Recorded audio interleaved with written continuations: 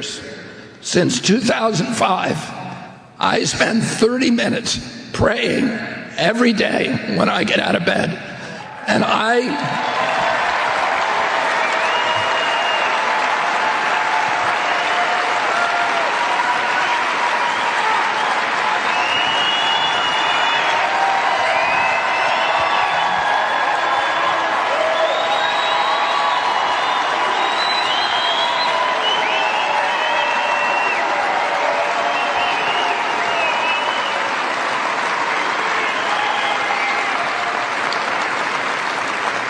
And my prayer is this.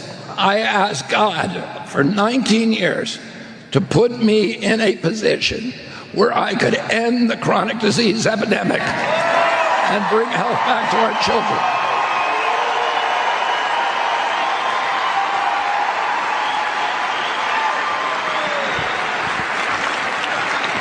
And in August, God sent me Donald Trump.